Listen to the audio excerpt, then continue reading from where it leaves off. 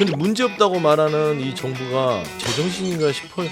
그리고 대통령도 아프시면 응급차 타고 좀 뺑뺑이 좀 돌아보셔야 대책을 마련해 와라 하고 복지부 장관이나 복지부 차관을 질책, 경질 하지 않을까. 불안감도 좀 해소시킬 필요는 있잖아요. 의료가 시골에 문제가 많았어요. 이 개혁하기 전에도 이런 걸 막아보려고 개혁하는 겁니다. 홍원 대표도 문제가 심각한 게 본인이 그동안 말한 것 중에 된 게 없어요. 능력이 없으니까. 4월에 뭐 그러면 말을 하지 말아야지. 아니 안 되잖아 지금. 사람이 그거 못하게.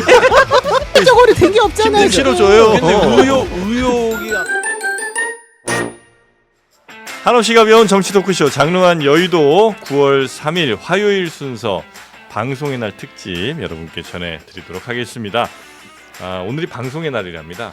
그래서 이곳에 일하시는 많은 분들이 쉬셔야 되는데 또 저희 장르만 여의도 때문에 모시는 분들이 좀 계시네요. 심심한 위로의 말씀을 전해드리면서 감사합니다. 예, 그러나 오늘도 해야 될 일이 저희는 또 있습니다. 네. 오늘도 그 일을 해낼 분들 함께 인사드리고 시작하겠습니다. 저희 장르만 여의도 주식회사 장르만 여의도의 악플 지분율 55% 일대 주주 서정욱 변호사님 어서 오십시오. 예, 안녕하세요. 네, 반갑습니다. 그래도 그 무풀보다는 악플이 낫잖아요. 무풀 대주주는 여기 또 있습니다. 서영주 매기는 거예요 지금. 어서 오십시오. 안녕하세요. 반갑습니다. 제가 뭐 무풀의 대주주라고 하는데요. 저도 악플로 따지면 한 25% 적지 뒤지고 않습니다. 있잖아요. 악플이 좀 되시나요? 그럼요. 제가 악플로는 뒤지지 않아요. 예. 그래요? 예. 사람들이 관심이 없는 것 같은데. 참. 오늘 한번 보겠습니다. 알겠습니다. 네. 자, 그리고 서정욱 변호사의 2대 주주시죠? 우리 노영희 변호사님 어서 오십시오. 안녕하세요. 경제 공동체인가? 경제 공동체. 왜 갑자기 이렇게 영혼의 웃어요? 공동체. 예. 영원의 공동체. 자, 오늘도 재밌게 좀 부탁드리겠고 우리 신혜영 기자. 안녕하십니까? 네, 방송의 날인데 아유, 고생이 많습니다. 휴일 수당 톡톡히 챙기겠습니다. 오늘 휴시도 오늘 나와요? 방송의 날이라서 그런 거. 제가 근로자의 입사하고 날이네. 13년 4년 동안 한 번도 방송의 날 휴일 수당을 안 챙겼는데 오늘 확인됐습니다. 휴일 수당을 챙길 수 있다고. 날린 돈이 지금 머릿속에서 지금 JTBC 욕하는 거야? 아니요, 저의 불찰로. 네. 그래요. 방송의 날이 원래는 이제 그렇군요. 쉬셔야 되는 분들이 계신 거죠, 그죠? 네. 하여튼 방송 종사자분들 고생 화이팅. 참 많으십니다. 예. 자, 그러면 또 뉴스들 한번 보면서 우리 네. 세 분들의 의견 한번 같이 나눠볼까요? 네.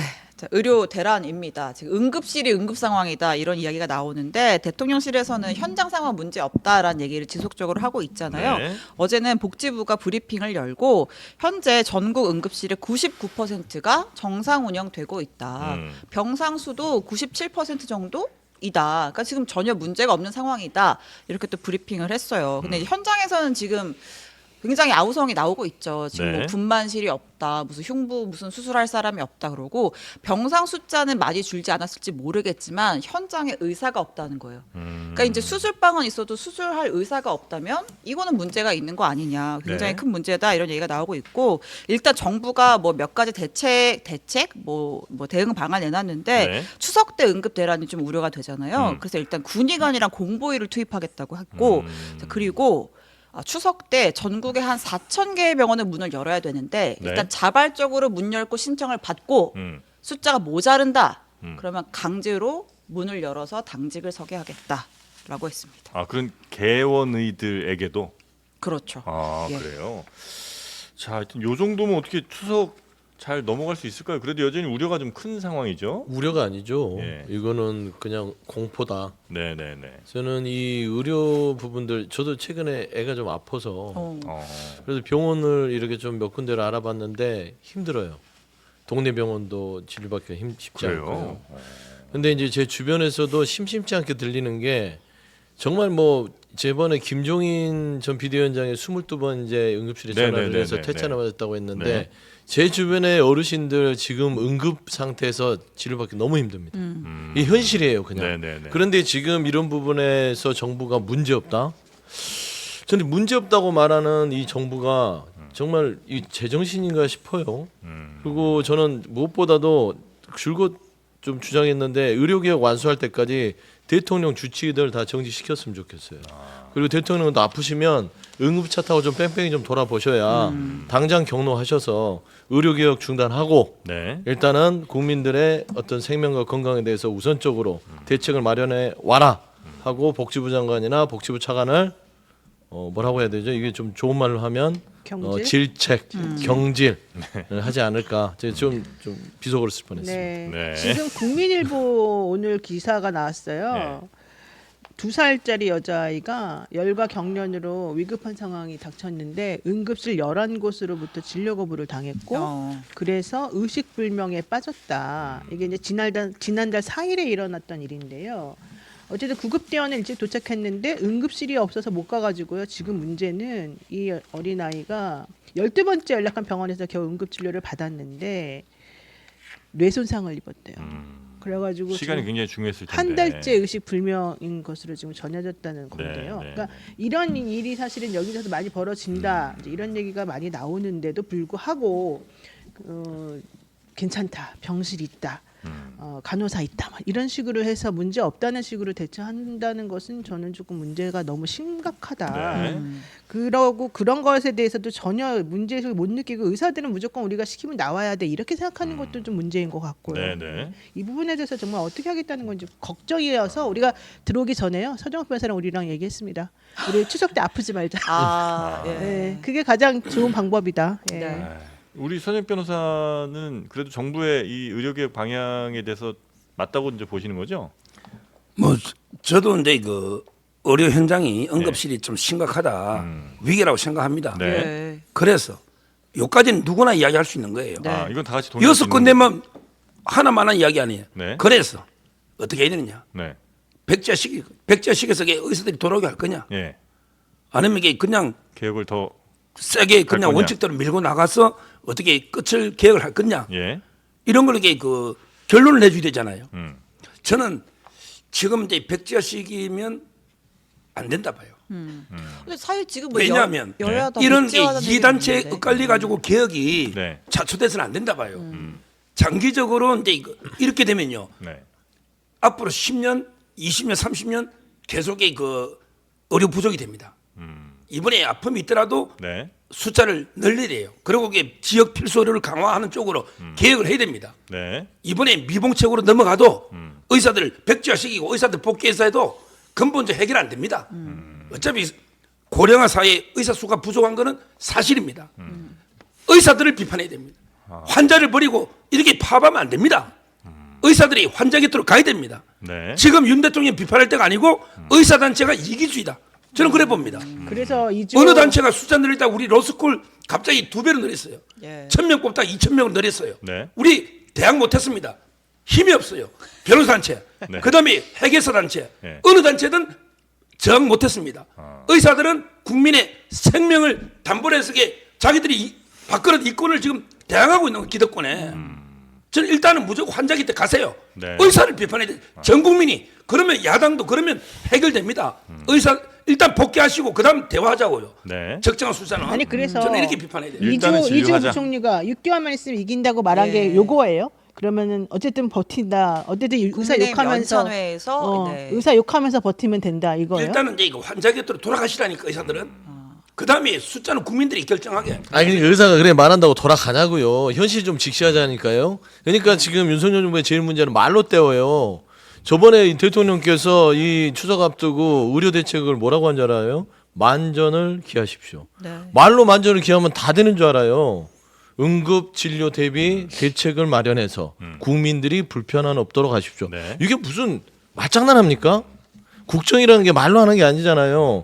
그 말이 피부로 현장에 느껴질 수 있게끔 네. 그 담당 주무장관, 차관 아니면 현장에 있는 실무자들을 통해서 국민들이 최소한 생명과 건강에 위협을 받지 않는 수준에서 의료체계가 돌아가느냐 이게 안 돌아간다고 판단이 됐을 때는 브레이크를 밟아야죠. 그러니까 브레이크를 밟으라는 소리는 뭐냐? 그러니까 개혁의 길을 민주당도 똑같이 얘기하는 것은 반대하는 게 아니에요. 말하자면 공공의료 시스템을 확보를 하기 위해서는 긴 개혁의 길을 가는데 그 가는 길을 이런 식으로 그냥 무대뽀로 국민의 생명과 건강을 담보로 갈 수는 없는 겁니다.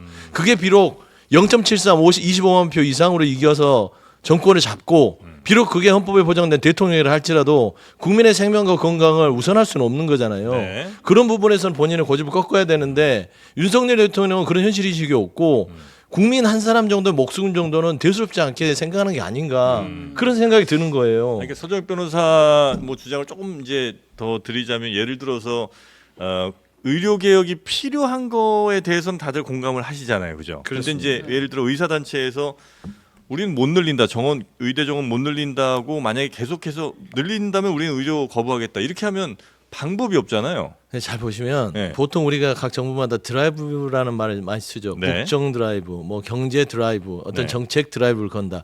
드라이브가 뭐냐면 운전이라고 우리가 통상 이해를 했을 때는 한 번도 가보지 않는 길을 갈 때는 반듯한 길만 있는 게 아니잖아요. 커브를 만나면 브레이크를 밟아가면서 그 길을 쭉 네네. 스무스하게 빠져나가야지. 이 커브길을 아니면 이 급커브길을 만났는데 여기서 그냥 내 기분대로 나는 갈 거야 하고 브레이크를 안 밟고 가버리면 이게 그냥 망가지는 겁니다. 지금 예를 들면 한동훈 대표도 잠깐 지금 응급 현장에 의료 붕괴 수준까지 왔으니 브레이크를 밟으라고 네. 26년에 대한 의대 증원 유예를 한번 던지면서 의사들을 현장으로 끌어내자는 거 아닙니까? 이거는 본질적인 대책은 아니지만 네. 이때는 살짝 브레이크를 밟고 갑시다. 그 얘기거든요. 민주당도 마찬가지예요. 의료개혁 합시다. 다만 그런다고 해서 의료 단체가 그럼 내후년은 조금 뭐 유예한다고 하면 우리는 돌아갈게 이렇게 가진 않잖아요. 봐보세요. 네. 지금 아예 그냥 이런 안도 없이 밀어붙이고 6개월만 버티자고 하면 예, 예. 국민의 희생을 강요할 수밖에 없는 상황이잖아요. 결국에는 정부가 26년도에 의대 증원 유예안을 한 걸음 물러나면서 대화하자고 했을 때 네. 이제 그 책임은 정부에서 의사한테 가는 거예요. 이 정도까지 정부가 살짝 브레이크를 밟아주는데 의사들이 국민들의 생명을 담보로 당신들의 이익을 얻으려고 하는 거야 네. 라는 건데 지금 현재는 정부가 대책 없이 그냥 밀어붙인다는 여론을 돌릴 수 인식밖에 있다는 없어요. 말씀이시죠? 그렇죠. 네. 이게요 법에 이런 게 있어요. 네. 지금 의료법에도 의사들이 이 생명이 위험한 상황에서 진료를 거부할 수가 없게끔 되어 있잖아요. 네. 그러니까 이제 의사들한테 강요를 하는 거죠 말하자면은. 그런데 우리 그 일반적인 민법이나 이런 데서는 그런 의무가 있다 하더라도 그 사람이 하기 싫다는 거 내지는 할 어떻게 수 없다는 거를 네. 강요해서 할 수 없다고 돼 있어요. 그렇겠죠. 예, 네. 그렇게 되면 현실적으로 그것을 다른 사람이 하고 대신에 이제 그로 인한 손해는 네가 책임져라 이런 식으로 진행되는 게 법의 원리인데 이 의료 시스템 사실 그게 불가능하잖아요. 네. 그러면 어느 정부나 이걸 못해서 이렇게 그냥 무식하게 2,000명 늘려야 됩니다라고 얘기하고서 그냥 손 놓고 니네 마음대로 해봐 끝까지 한번 가보자. 우리는 니네가 죽거나 말거나 하고 너네 때문에 국민이 죽거나 말거나 신경 안 써. 이렇게 말하는 집단들은 없었어요. 어떤 정부도. 그게 안 되기 때문에 달래고 뭐하고 당근도 줬다 채찍도 줬다 이렇게 하는 거였었잖아요. 근데 이번 정부는 오로지 채찍만 지금 계속해서 내려치고 인프라 자체가 아무것도 안 되는 현 상황을 무시하고 있거든요. 네. 그럼 여기에 대해서 대책을 세워놓고서 차근차근히 뭔가를 했었어야 되잖아요. 그러니까 아무리 그 시도가 좋고 아무리 의도가 좋다 하더라도 그 일을 하기 위한 방법론에 있어서 정치하지 못했다는 게 분명한 것이고 숫자를 늘리는 데 있어서 이 집단들에게 어느 정도는 호응을 받아야지만 일이 진행이 되는 네네네네. 거예요. 사람이 억지로 싫은 걸 시킬 수는 없는 거니까. 그러면 그런 부분에 있어서 지금까지 우리 국민들은 처음에는 대통령이 이렇게 얘기하니까 그래 대통령이 그래도 다른 사람보다는 좀 더 강하게 밀어붙여가지고 뭔가 해보려나 보다. 처음에 여론이 나쁘지 응원한다. 않았죠. 응원한다. 예. 이랬었잖아요. 근데 그 이후에 방법론을 보세요. 이분들이 선택한 방법론은 하나도 옳지가 않고 한쪽을 그냥 죽어라. 니네 내 말 안 들어 끝장이야. 이렇게 협박하는 것밖에 없는 것가 돼버린 거예요. 그러다 보니 양쪽이 힘센 사람들 틈에서 결국 죽어나는 건 누구냐? 국민밖에 없는 거죠. 그러면 국민을 위해서 대통령이 뭔가 한다 그러면서 이런 식으로 하는 게 맞느냐? 네. 지금 아니라고 말들을 하고 있잖아요. 그래서 이걸 해결할 수 있는 방법이 뭐가 있냐고 대책을 세워달라 했잖아요. 그러면 의사들하고 대화를 계속해서 하고 뭔가 제안을 해줘야 되고 뭔가 시스템을 바꿀 수 있는 걸 만들어줘야 되는데 그런 게 하나도 없잖아요. 왜 서정엽 변호사 지금 말하는 것처럼 의사한테 나쁘다 그래라? 그게 대책이에요? 의사들 욕하는 게 대책입니까? 근데 사실은 현실적으로? 의사들이 이렇게 반발할 거라는 건 과거의 당연히 사례나 알죠. 충분히 예측 가능하잖아요. 그 예측 가능한 상황에서 정부가 어떤 정책을 펼치거나 일을 한다는 거는 충분히 예측 가능한 일이라면 그 일에 대해서 정부는 책임을 좀 져야 될 거 아닙니까? 아예 뭐 정말 돌발 상황이 갑자기 발생한 거라면 그거야 뭐 그때 가서 좀 해결할 수도 있겠습니다만 이건 충분히 미리 예측했을 수 있는 일이잖아요. 그런데 예. 그렇게 되면요. 예. 개혁이 도저히 불가능합니다. 그런 어떻게 것까지 모든 가능성을 막 최악이건 다 염두에 두고 대책 다 마련해놓고 그 대책이 뭐 있었겠어요? 그러면 이 개혁은 불가능한 겁니다. 그리고 저는 의사단체에 호소하는 거예요. 네. 일단은 환자 곁을 떠나서 말이에요. 그게 본인이 히포크라테스 선수도 그래요. 환자 곁에 있으면서 협상을 해서 뭐 국민 대표로 공론화 위를 구성하든지 네. 숫자는 합리적으로 정해보자. 일단 환자 곁으로 돌아라 이 호소를 제가 하는 겁니다. 이게 뭐 잘못된 겁니까? 근데 그리고 네. 예, 숫자를 보세요. 저희 로스쿨이에요. 정원이 2,000명이에요. 네. 근데 평생 법원 안 간 사람 많아요. 법 없이도 살 사람 많아요. 네. 근데 병원 안 가고는 못 살아요. 예. 그럼 이게 의사 숫자가 변호사 숫자보다 몇 배 정도 돼야 되겠습니까? 그렇잖아요. 그걸 한번 이게 상식적으로 보자고요. 네. 변호사 숫자가 많이 필요합니까? 의사 숫자가 많이 필요합니까? 근데 지금 정원이 2배도 차이 안 나잖아요. 지금 숫자가. 네. 따라서 저는 좀 이게 이번에는 양보를 해야 되고요. 양보를. 그리고 이제 의사단체 또 요거 들어주고 있으면 뭐 필수 지역 의료 이런 건 또 들어주고 서로 의사단체도 협상에 나서야 되는 거예요. 네. 무조건 내년에 한 명도 안 돼. 이거 자기들이 생명 들고 있다고 힘 있다고 그렇게 부리면 안 됩니다. 힘을 그렇게 쓰면 안 돼요. 네, 네. 자, 하여튼 뭐 의협과 정부의 대치가 뭐 근데 끝날 지금 것 같진 의사들 않고요. 칭찬하는 사람 없고 네 그러니까 국민들이 다 지금 비판하는데 어쨌든 개혁의 주체가 정부이기 때문에 정부가 더 나서서 그러니까 아까 변호사님 말씀하셨잖아요. 그러니까 호소를 한다라고 했는데 지금 최근에 대통령실의 워딩이나 대통령 발언을 보면 현장에 남아 있는 일부 헌신적인 의료진들과 파업을 하는 나쁜 의사들이 되어 있고 그리고 없어도 현장 잘 돌아가 응급실 문제 없어. 현장에 대란 없는데 이렇게 얘기를 하니까 호소를 하고 있는 건 네. 아닌 거잖아요, 사실상. 그러니까 제가 적대화를 하고 있다는 느낌이 들어서. 그러니까 윤석열 대통령의 가장 큰 문제점은 이 개혁이라는 것을 누구를 위해서 하는 건지에 대한 주체가 국민이 아니라는 겁니다. 본인을 위한 개혁이에요. 본인의 성과. 그러니까 국민의 어떤 생명과 건강을 담보를 할 수 있는 거예요. 네. 역대 정부에서 개혁이 안 하고 싶은 정부가 있었겠어요? 본인의 성과를 안 남기고 싶은 정부가 있었겠어요? 근데 다 그게 현장에서 희생을 강요하는 시스템은 시스템이 아니에요. 희생 없이도 돌아가게끔 하는 것들이 시스템이고 그 시스템을 만든 게 개혁인데 그게 늘 누군가의 희생이 강요됐기 때문에 그 고민 하에서 늘 개혁이 자초됐던 건 맞아요. 네. 근데 윤석열 대통령께서 교육, 노동, 연금 다 좋습니다. 하지만 의료 개혁에 있어서는 말씀한 대로 국민의 생명이 걸려 있는 네, 부분이에요. 이 부분은 이런 식으로 본인의 성과를 위해서 국민들의 생명을 희생할 만한 권리는 없기 때문에 여기에서는 물러나면서 아주 세심하고 조심스럽게 앞으로 나가야 될 부분인데 당정에 있어서의 주도권, 한동훈 대표의 어떤 사적 감정이 있는지 모르겠으나 한동훈 대표의 그런 말을 안 듣기 위해서 더 나아가서 그냥 네. 밀어붙이는 모습. 이거는 진정한 개혁의 모습은 아니다. 다른 것도 그렇지만 하여튼 특별히 더 특히 의료는 그렇죠. 더 조심조심 갈 수밖에 없다. 더 그래야죠. 네. 한동훈 대표가 어저께 그 비공개로 그 여의도 성모병원을 방문한 사진이 이제 뒤늦게 좀 공개가 됐어요. 네. 그러니까 이제 성모병원 응급실에서 1시간 반 정도 머물면서 의료진들한테 현장 상황을 좀 보고를 받았다라고 하는데 그리고 국민의힘 연찬회에서도 그때 뭐 저희도 얘기가 나왔었는데 현재 의원들도 사실은 현장에 문제가 많다 이렇게 이제 정부 관계자들을 강하게 비판을 네. 했다고 하더라고요. 근데 그러니까 어쨌든 그러니까 지금은 여야를 가리지 않고 의료 개혁 필요성 알겠어. 근데 현장 상황은 심각해. 이 여기에 공감대는 좀 있는 것 같아요. 그냥 뭐 보수 논객이죠. 전원책 변호사가 그 인터뷰에서 그런 얘기를 했어요. 도대체 대통령 귀에다 귀옛말하는 사람이 누구냐? 대통령의 현실 인식을 흐트러뜨리는 사람이 누군데 도대체 대통령이 문제 없다고 하느냐? 누굽니까? 서정호 아니야? 근데 응급실 상황이 힘들고 어려운 거 제일 잘 알죠. 대통령이 정보를 제일 많이 받는데. 뭐 그렇겠죠. 네. 근데 또 너무 이제 과도한 또 국민들이 불안감도 좀 해소시킬 필요는 있잖아요. 그런 그러니까 이제 차원이다? 이런 대책을 이야기한 거고 제가요 네. 작년에 이 의료개혁 나오기도 전에 작년에 그 100분 토론을 몇 분 대 의료 그때도요 제가 토론에 몇 분 나간 적이 있어요. 네네. 근데 그때도 응급실 뺑뺑이나 의료가 시골에 문제가 많았어요. 이 개혁하기 전에도 예를 들어 이제 뭐 이거 2,000명 안 뽑는 시절에는 뭐 시골에 응급실 뺑뺑이 없었나요? 그때는 이게 시골에 산부인과가 없어가 차에서 출산한 적이 없었나요? 그 토론했어요. 이 개혁하기 전에도 이런 걸 막아보려고 개혁하는 겁니다. 이런 걸 막아보려고. 네네. 그전에는 마치 의료 천국이었는데 아무 문제가 없는데 지금 개혁하면서 이렇게 어려워졌나요?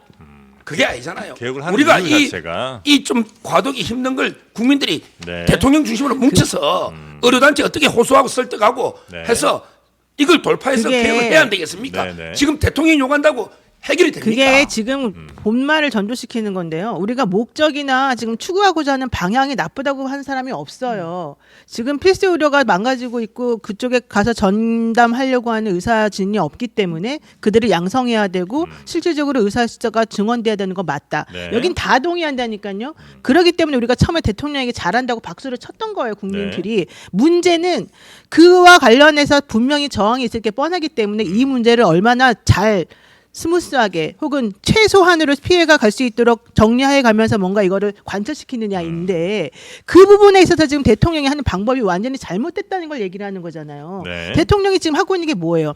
2,000명 늘린다 그랬는데 내가 1,200명밖에 안 늘려줬잖아. 고마운 줄 알고 가만히 있어. 이거밖에 없어요.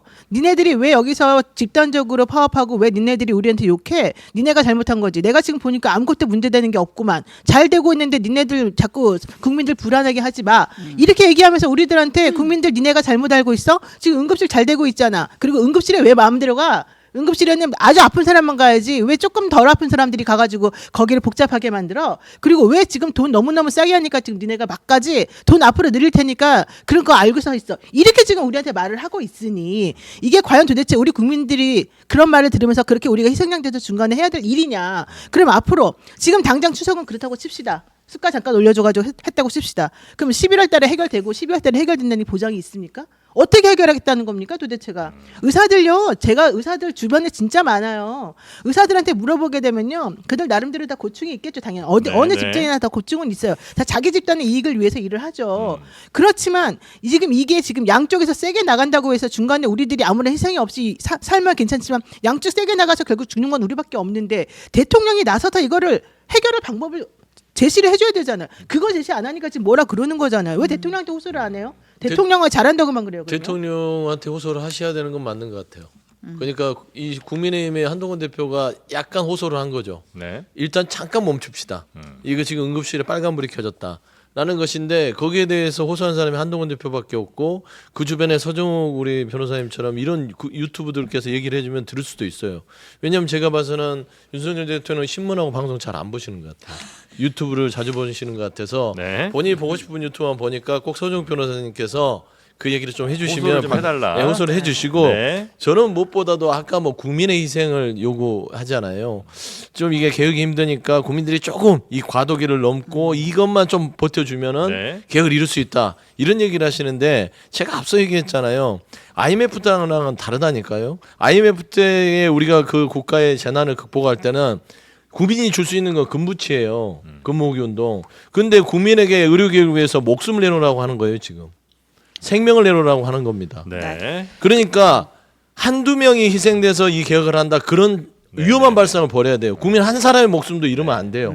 개혁 때문에. 저는 잠깐만요. 이거 꼭 말하고 싶어요. 한동훈 대표도 그런 식으로 하면 안 돼요. 한동훈 대표가 제안한 내용이 물론 너무 뜬금없는 건 아니죠. 뭐 의대 증원 한 번이라도 조금 유예시키고 좀 얘기해 보자. 네. 근데 그거가 먹힐 사람들이 아니고요. 대통령실에서 제가 이제 확인해 바로는 대통령실에서 더 열받았던 거는 한동훈 대표가 그런 식으로 띡띡 자기 말 던져가지고 자기 막 이미지만 엄청나게 착한 사람처럼 하고 우리를 완전히 바보 만들었다. 예, 예. 네가 하는 건 근본 대책이 아니지 않느냐. 네. 제가 봐도 한동훈 대표가 말하는 건 근본 대책이 아니고요. 진짜로 이 문제를 해결하고 싶은 마음이 있으면 이런 식으로 안 합니다. 뒤로 가가지고 물밑 협상을 하든 대통령의 체면을 좀 세워줘가지고 뭔가 할 수 있게끔 만들어주든 방법을 멋있게 해야 되는 건데 이 네. 사람은 그냥 앉아가지고 띡띡 한마디 한 다음에 페이스북에다 올려요. 나보다 더 나은 대안 있으면 올려봐. 이거 제일 기분 나빴다는 거예요. 예. 기분 나빠하는 대통령실도 웃기지만 실질적으로 이 문제를 해결하고자 하는 진정성이 있다면 한동훈 대표도 그런 식으로 하면 안 되고 네. 이번에 이재명 대표하고 만나가지고 이게 뭡니까? 그 8개가 합의문 나왔지만 아무것도 사실은 제대로 구체적인 내용이 없잖아요. 이런 걸 보게 되면 한동훈 대표도 말로만 자기 이미지를 살리려고 하는 거지 실제 국민을 위한 건 아닌 것 같다. 네네. 근데 정부랑 여당은 그런 걸 책임지는 사람들이잖아요. 표정이 왜 그러시죠? 저요? 아니 왜 책임져야죠. 책임을 예. 되게 통감하는 얼굴이긴 한데 이상한데 제가 좀 책임을 통감합니다. 어쨌든 너무 요점은 이게 좀 길어져서. 정부랑 여당이 이런 네. 것들에 대해서 좀 확실하게 해줘야 된다는 거죠. 알겠습니다. 그렇죠. 이게 사실 말씀하신 대로 한동훈 대표의 제안이 이제 나중에 협상이 끝나서 공개된 것도 아니고 제안을 했다. 뭐 그것만, 미공개 그것만. 당정 때 제안을 했다. 요걸 좀 비판하시는 분도 네. 있긴 했습니다. 아무튼 아까 얘기할 때 그 정부가 추석 때 문 여세요. 숫자 못 채우면 강제로 문 열게 할 거예요. 요 얘기를 했잖아요. 네. 의협에서 공문을 내려보냈는데 추석 연휴 진료 불가 신청 또 긴급 안내 번호에다가 02-700-8080으로 연락하라. 아이고. 800-7070입니다. 제가 네네. 말을 잘못했네요. 네. 예. 이 번호가 굉장히 익숙한 번호죠. 네, 뭐 네, 용산의 뭐 이종섭 번호 장관에게, 같은데. 네, 경로설 뭐 전화했을 때 했던 경호처 번호라고 네. 알려져 있는데 아무튼 비아냥된 거죠 사실. 네. 여기로 걸어라. 책임은 정부에 있다, 대통령실에 있다. 뭐 이런 차원에서 얘기를 그러니까 했던 것 어느 뜻인지 같은데. 무슨 뜻인지는 알겠는데 네. 썩 현명해 보이지는 않네요, 이것도. 예, 네. 일단은 걸면 안 받고요. 네, 이제 응급 상황에 119에 전화를 해야 되고 네. 추석 때 아프면 안 됩니다. 예. 자, 그리고 넘어갈게요. 네. 네.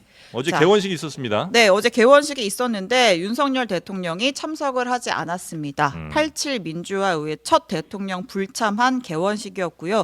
왜 불참하느냐? 국회가 대통령 탄핵을 운운하고 여러 가지 뭐 괴담도 하고 또 뭐 여사 관련해서 뭐 살인자라는 표현을 쓰고 이런 게 과연 정상적인 국회냐? 피켓 들고 망신 주려는 거 아니냐? 불참하겠다. 국회 정상화가 먼저다. 라는 취지였어요. 네. 자, 이제 우원식 의장이 여야 대표들 불러놓고 이제 인사를 하면서 모처럼 양당 대표가 또 11년 만에 만났고 대통령도 좀 왔으면 좋았을 텐데 이렇게 아쉬움을 드러냈습니다. 네. 자, 근데 사실 대통령이 시정연설 하러 올 때 보면 전 정권도 그렇고 늘 막 이제 야당에서 피켓 시위하고 막 하잖아요. 네. 그러니까 사실 뭐 이번 상황이 극히 이례적인 상황은 아닌데도 대통령이 불참한 거 이거 사실 다른 이유가 있는 거 아니냐. 왜? 뭐 무슨 이유가 있어요? 뭐 일각에서는 뭐 한동훈 대표 때문에 뭐 안 오는 거 아니냐 뭐 이런 얘기도 있고 어떻게들 한동훈 대표랑 해석하십니까? 만나기가 불편해서 뭐 그런 얘기도 있고 해석을 좀 들어보죠. 예. 네. 왜 안 왔을까요? 네. 뭐 서정욱 변호사님 잘하지 않겠어요? 용산의 심중을 잘 아시니까 네. 왜 안 왔을까요? 왜 안 왔어요? 예? 왜 안 왔어요? 뭐 저도 이게 자세한 거는 모르겠지만 네. 제가 추측하기로는요. 예. 지금 저는 국회가요. 예. 네 가지로 이렇게 전락해 버렸다 봐요. 하나는 이제 우리 탄핵 예. 청문회 한다고 이제 준비한다고 정청래 법사위 있잖아요. 예. 네. 이런데 말도 안 되는 정치 공세를 펴다는 이렇게 역대 우리 법사위에서 대통령 탄핵한다고 미리 막 청문회하고 정인 부르고 이런 적이 없었어요. 하려면 제대로 박근혜 대통령 한 적은 있지만 이런 네. 적은 없었어요. 네. 하지도 않으면서 준비한다고 이런데 그 국회 행태 이게 저는 뭐 첫째 원이 됐을 것 같고요. 네. 그다음에 그 두 번째는 대통령에 대해서 이제 마치 권익위 국장이 있잖아요. 이걸 대통령 보고 대통령 영부인이 죽인 것처럼 살인자라고 이제 전현희 아, 네. 이분이요 네. 사과도 안 해. 이것 때문에 최고위원 2등까지 올랐잖아요. 제의받잖아요. 이게 뭡니까? 우리가 예의가 있지. 어차피 처벌은 될 텐데 처벌 책임져야지. 누가 살인했는지 안 했는지 살인 안 했으면 책임져야 됩니다. 전현희 이분이 그 책임은 나중에 법적 책임을 질 텐데. 네. 네. 근데 그렇게 하면 사과라도 하든지 뭐 제대로 예의가 없잖아요. 국가원수에 대한 국민의 대표에 대한 이런 게 아마 두 번째 네. 된 거고요. 그다음에 그 세 번째가 요즘 계엄 이런 게 괴담의 진원지가 돼버린 것 같아요. 아니 국민을 무시해도 유분수지 계엄하면 쟤부터 반대합니다. 쟤부터 계엄 안 된다고. 이 우리 자유민주 법치국가에서 군인이 누가 와 중앙군 몇 명이 와 계엄한다? 이런 말도 안 되는 괴담을 퍼뜨리고 있잖아요. 이 대명 천지에 우리 선진국에 네. 이 의도가 뭔지 모르겠는데 이런 게 괴담으로 계속 공격하니 대통령이 어떻게 옵니까? 이런 게 저는 여러 원인이 돼서 네, 아마 안 불출석했는데 왔습니다. 예. 안 온 거는 안타깝지만 국회도 이제 이런 거는 반성해야 됩니다. 근데 어제 네. 한겨레 신문에 기사가 났었어요. 이재명 대표의 계엄 의심, 야당 의원 체포 계획은 실제 있었다. 이게 제목이에요. 네. 그러니까 지금 서정욱 변호사가 계엄 말도 안 된다 이제 이런 얘기하고 사실 계엄 얘기까지 하는 거는 좀 너무 오버 아니냐 이런 얘기하는 분들 많지만 네. 그럼에도 불구하고 실질적으로 야당 문제가 생겼을 때 야당 의원들을 체포하겠다라고 하는 그러한 계획을 짠 정부가 있었다는 얘기거든요. 그러니까 의심을 하고 있다는 얘기예요. 그 계획이라는 게 뭐 이전에 과거에 네, 아니면 과거에 있었던 박근혜 거고요. 박근혜 들어온 전 문제. 대통령 탄핵 전에 그 국군 얘기를 하는 기무사령부 거고. 계엄령 검토 문건을 네. 얘기한 박근혜 건데 대통령 탄핵이 부결됐을 때 뭐 뭐 여러 가지 뭐 이런 시나리오를 계획, 만들면서 네, 그- 네. 현 제- 정부는 아니고 그러니까 제가- 그러니까 현실적으로 하고 싶었던 말은 그거겠죠. 이 한겨레 신문에서 하고 싶었던 말은 지금 이재명 대표가 말하는 계엄이라고 하는 게 터무니없어 보이지만 실질적으로 정부나 이런 쪽에서는 이 상황을 좀 무마시키기 위한 여러 가지 시나리오를 A부터 D까지 다 짜놓는다. 그 중에 하나의 예로 이런 것도 있었는데 이게 네. 과연 터무니없는 말이라고만 할 수 있겠느냐 이런 주장이겠죠. 그래요. 그러니까 제가 이제 개원식에 대해서 얘기를 하면 네.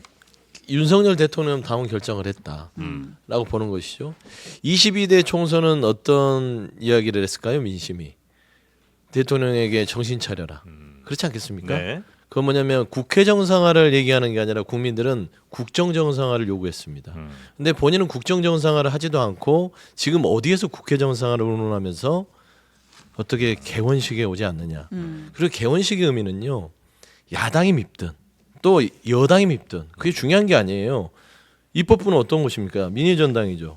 국민한테 네. 와서 인사하는 자리입니다. 그래서 이명박 정부, 박근혜 정부 그 어떤 악조건 하에서도 개원식은 왔어요. 네. 87년 민주화를 이뤄내는 거 얼마나 힘들게 이뤄냈습니까?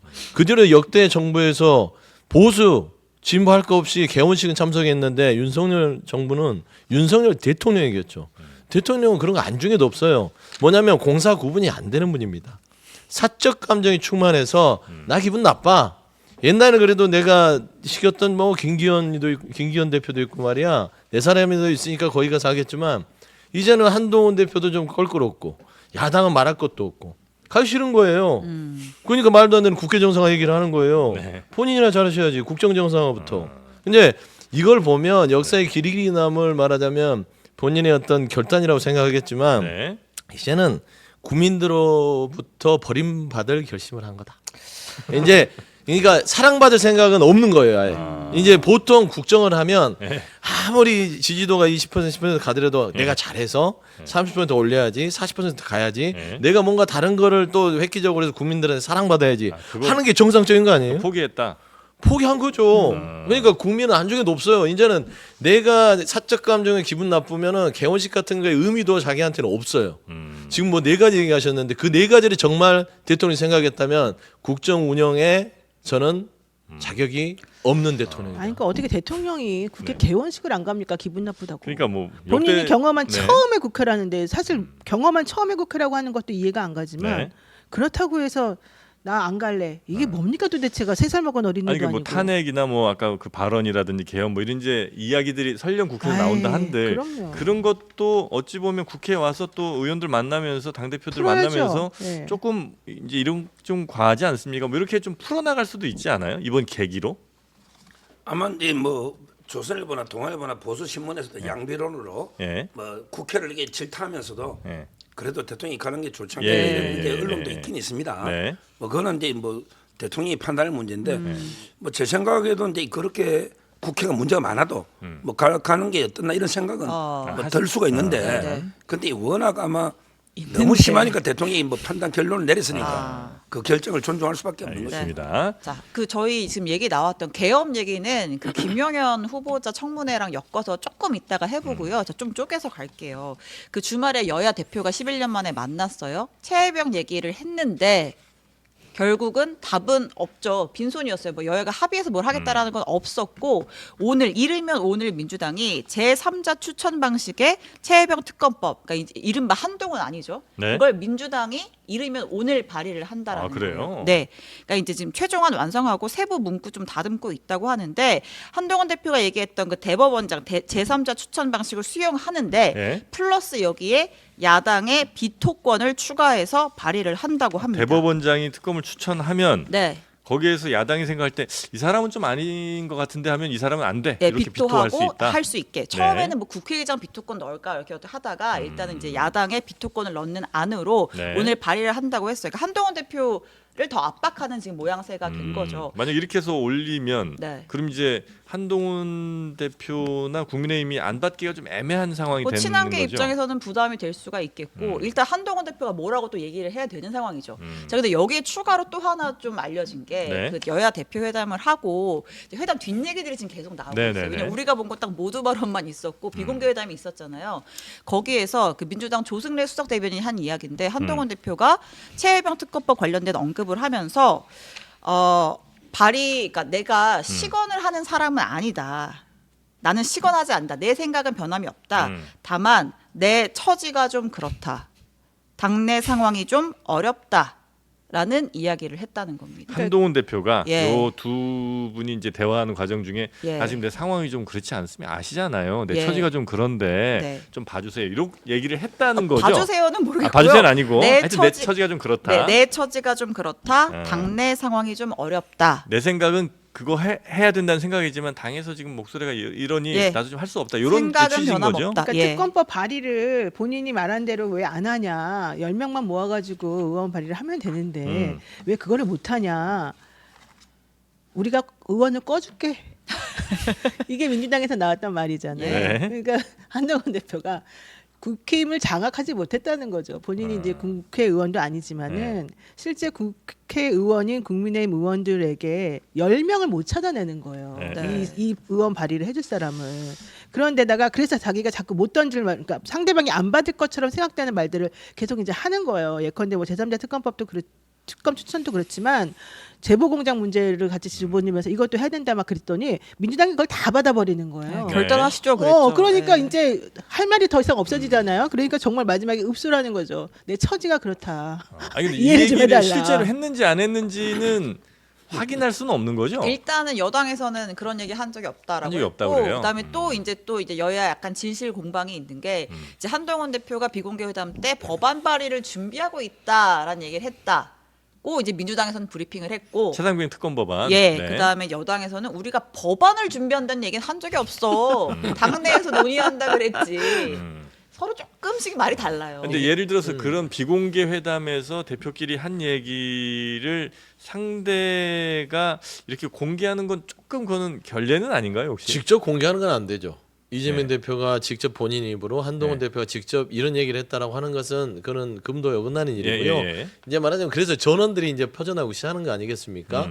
그 옆에 측근 뭐 비서실장 대변인 뭐 아니면 뭐 핵관이라고 칭할 수 있는 사람들 그런 사람들이 조금씩 흘리는 거 흘리는 이건 것들이 전원 수준은 아니에요. 왜냐면 다 메모했다 그랬죠. 메모했다고 다 했기 메모했어요. 때문에 메모가 있다고 네. 그랬죠. 저는 메모가 있으면은 저는 조승래 대변인이 그걸 거짓말할 이유가 없고요. 네. 맞는 얘기 같은데 아마 이제 해석 영역이 이게 뭐 처지 상황 부분들은 주관적 해석이 있을 수는 있으나 네. 분명한 거는 한동훈 대표가 국민의힘의 당을 장악하지 못한 거는 너무나 극명하게 보여요. 네.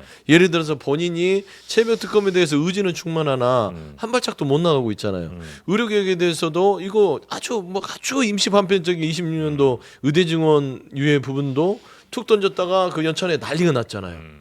뭐 권선동 의원이 뭐라 했습니까? 툭툭 던지고 말 조심해 이런 뉘앙스였거든요. 권력자는 대통령이야 이러면서. 그러니까 이런 것만 보더라도 조금 한동훈 대표는 아직은 처지가 싹 그렇게 좋지는 않아 보이고요. 네네네. 근데 또 민주당도 그래요. 제가 좀 얘기하면 그 처지 안 좋은 사람한테 처지 안 좋다고 하면 기분이 좋겠어요.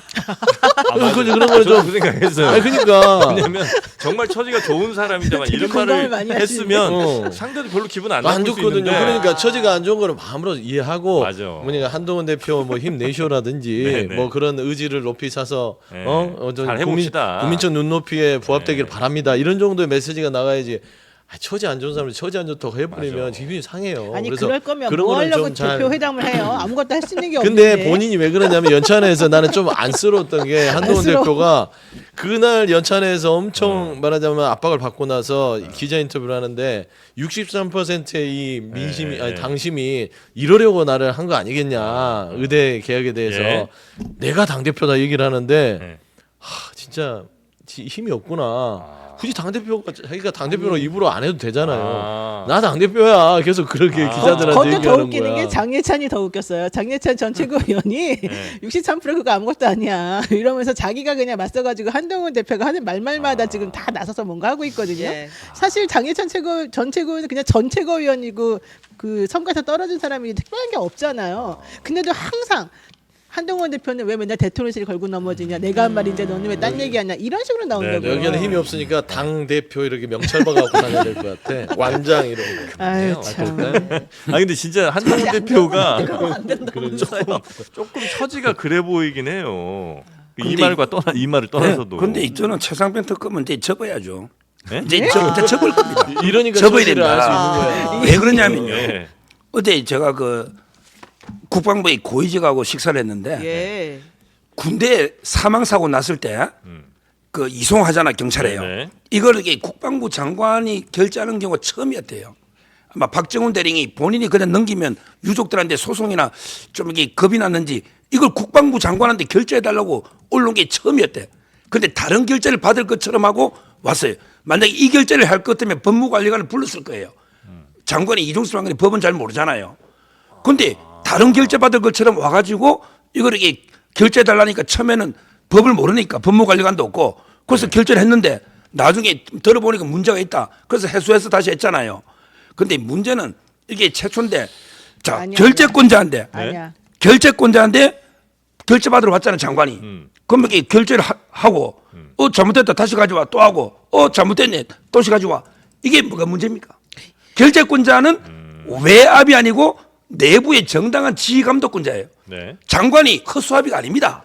장관이 결재권자 결재 받으러 왔다는 거예요. 근데 자. 장관 보고 외압이래. 그래서 잠깐만, 특검이 아니야, 돼요. 잠깐만. 자, 우리 그게 아니야. 판사가요. 판사가 판결 mus을 때 대법원장한테 결재 받으러 옵니까? 안 오죠. 모르죠. 저는. 근데 판사는 판결문 자기 이름 쓰고 아. 대법원장한테 결재 안 받아요. 자기가 그냥 다 결정하는 거군요. 그렇죠. 네. 근데 군대는 왜 결재 받으러 왔다는 거예요. 그러니까 결재권자 보고 외압이래. 어제 김용현 장관이 뭐라 했습니까? 우리가 외압을 열려면 경찰이 수사권도 있고 네. 권한이 있는 경찰한테 외압을 였지. 아무 권한도 없고 수사권도 없는 박정훈 대령한테 말라고 외압 였냐? 어제 김용현 장관이 그랬습니다. 네. 제 말은 이미 뭐 이거는 임성근 사단장 자체가 무혐의 불송치가 됐고 그다음에 그 대통령 핸드폰까지 네. 공수처가 압수수색해서 했는데 아무것도 없잖아요. 그러니까 특검권이 아니 뭐 아니다. 혐의가 있어야지 대통령이 뭐 개입한. 아니, 목 자, 보호 좀 하세요. 아니, 목 잠깐만, 예, 잠깐만. 그러니까 제 말은 이거는 네네. 이제 논쟁 끝내고 잠깐만요. 아마 한동훈 대표 이거는 접을 겁니다. 잠깐만요. 그래요? 잠깐만요. 가지고 네. 네. 이거 가짜 뉴스, 전형적인 가짜 뉴스예요. 아, 가짜 뉴스예요? 서정부에서 반국가 세력이에요. 이렇게 말하면 진짜 안 돼요. 반국가 세력, 그 가짜 당시에 뉴스. 네. 왜 박정훈 대령이 그 장관에게 직접 브리핑을 하러 가고 결재를 하러 가고 네. 보고를 하러 갔냐면은 현실적으로 국방부 인사 문제가 걸려 있었기 때문이에요. 그게 뭐냐면은 임성근 사단장에게 만약에 문제가 있어가지고 이제 조사를 해보니까 네. 이 사람이 좀 책임을 져야 될 부분이 있다 그러면 본인이 일단은 직무를 좀 정지시키고 뭔가 해야 되는 그 부분이 있었던 거예요. 네. 그 부분에 대해서는 장관의 결재를 받아야 되는 부분이었대요. 그래서 박정훈 대령이 자기가 태어나서 최초로 혹은 이쪽 일에 몸담은 이후로 최초로 장관에게 결재 받으러 가야 되는 상황이 돼서 자기가 너무 떨렸고 자기도 앞에서 잘하고 싶었다. 그때 당시에 다 나온 얘기예요. 네. 이게 뭐 갑자기 튀어나가서 결재 받을 일도 아닌데 결재 받았다. 이런 말도 안 되는 소리를 하면 안 된다고요. 이런 식으로 가짜 뉴스가 양산이 되는 건데 이 네. 얘기는 벌써 이전에 몇 달 전부터 이 얘기 나왔었던 얘기예요. 그러니까 내부적으로 네. 상황을 좀 보시고 얘기를 하셔야 되는 거고 더 중요한 거 네. 가가지고 보고를 했는데 아이가 문제 있으니까 빠꾸 이랬다고요? 아니에요. 처음에 그 국방부 장관이 잘했어. 아, 처음에 칭찬했다는 처음에 얘기 칭찬했다 있었죠. 그랬잖아요. 예. 잘했다고. 예. 그리고 난 다음에 근데 그분이 갑자기 아마 법을 몰라서 아마 그랬다는 주장이시죠 그- 지금 예. 서정욱 변호사는. 말도 안 되는 법을 잘하시는 분이 왜 이래요? 그럼 본인은 그러니까 말도 안 되는 소리를 지금 자꾸 하니까 내가 옆에서 네. 가만히 있을 수가 없는 건데 네. 중요한 건 그 세부적인 시간적인 순서도 잘못됐고 말하는 것도 잘못됐고 이 상황에 대한 판단도 잘못됐어요. 네. 그러니까 자꾸 가짜뉴스 퍼뜨리지 마시고 음. 솔직하게 특검하겠다고 했으면 그냥 하세요. 왜 안 하는 거예요? 딱 보세요. 네. 지금 시청자분도 그렇고 여기에서 다 스태프들도 느끼겠지만 두 분이 첨예하죠. 뭐가 필요합니까? 아, 특검 특검이 필요하죠. 이렇게 첨예할 때는 결론이 안 나요. 그래서 검찰도 못 내는 거예요. 네. 그래서 특검이 공평하게, 네. 정당하게, 투명하게. 그래서 특검이 필요하다. 아. 한동훈 대표가 주장하는 바가 맞다. 공평하게 제3자가 어. 추천하고 그렇지. 야당에 비토권 주고. 우리 민주당이 다 바뀌었다 했잖아요. 네. 특검하세요. 한동훈 대표 근데 특검법 발의 못할 것 같다 그랬잖아요. 아니 연찬회에서도 이 특검 얘기가 언급도 안 됐대요. 그러니까 그 네, 의미는 끝났다니까요. 그러니까 그 의미는 여당 현역 의원들은 이거는 입장 정리가 된 거예요. 예. 친한계 친윤계 할 것 없이 이거는 나는 발의 안 할래. 그 예. 발의하면 이 사인 안 할래. 근데 그래서 한동훈 대표가 이 특검법 내는 거 철회한다는 보도가 어제 나왔어요. 안 내기로 했다 네, 보도가 네. 나왔는데 당 공보실에서 반박 입장문을 또 냈어요. 아니라고. 아니다. 한동훈 대표 안 내는 거 아니다. 철회 의사 아니다. 우리 생각 변함 없다. 어떻게 하겠다는 건지 제가 취재라는 말 네. 잘 안 쓰는데 제가 취재 확인한 바로는 한동훈 대표가 특검법에 대한 의지는 확고하다. 그거는 확실합니다. 네. 그래서 특검법을 그 국민들한테 얘기한 부분들은 본인의 어떤 정치적인 명운 같다고 생각하는데요.